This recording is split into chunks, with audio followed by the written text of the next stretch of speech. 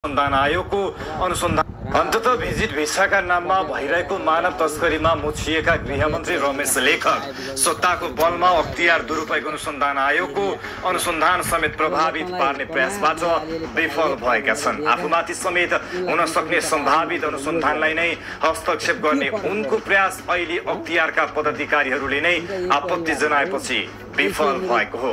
प्रहरीको मानव स्रोत विकास विभागले हिजो एक विज्ञप्ति निकाल्दै अख्तियार दुरुपयोग अनुसन्धान आयोगमा कार्यरत प्रहरी नायब महानिरीक्षक डीआईजी हिमालय स्वास्थ्यलाई त्यहाँबाट उपत्यका प्रहरी कार्यालय रानीपोखरी सरुवा गरिएको उल्लेख छ।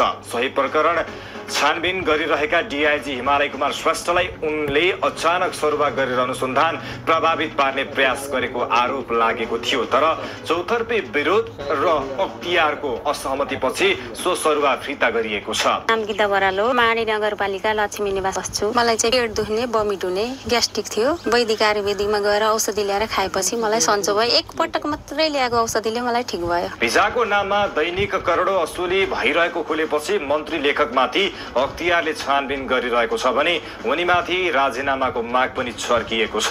अख्तियारको स्वतन्त्रता, पारदर्शिता र निष्पक्ष अनुसन्धान प्रक्रिया प्रभाव पार्ने प्रयासको चौतर्फी आलोचना भएपछि स्वास्थ्यको सरुवा रोकिएको छ। सरुवामा अख्तियारले समेत असहमति जनाएको थियो। गृहमन्त्री लेखकले रोजेरै अन्तर्राष्ट्रिय विमानस्थल स्थित अध्यागमन कार्यालय प्रमुख बनाएर सहसचिव तीर्थराज भट्टराई भिजिट भिसामा जाने नागरिकबाट दैनिक कम्तीमा 50 लाखसम्म असुली गरिरहेको सार्वजनिक भइसकेको छ।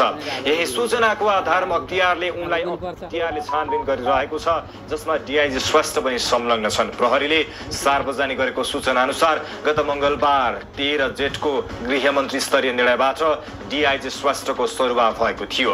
अख्तियारमा कार्यरत निजामती वा कर्मचारीहरू सरुवा गर्दा अख्तियार प्रमुखको अनुमति लिने अभ्यास छ।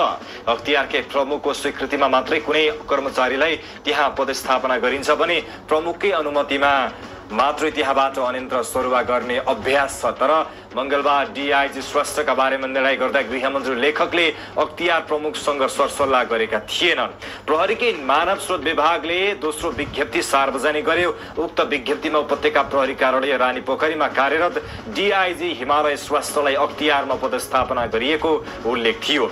यता विमानस्थलबाट हुने भिजिट भिसा सुटिङ बारे गृहमन्त्री रमेश लेखकले आफूलाई जानकारी नभएको दावी गर्दै आएका छन्। तर अख्तियार दुरुपयोग अनुसन्धान आयोगले मंसिर यता 2 पटक गृह मन्त्रालयलाई यस विषयमा पत्र पठाएको तथ्य खुलेको छ।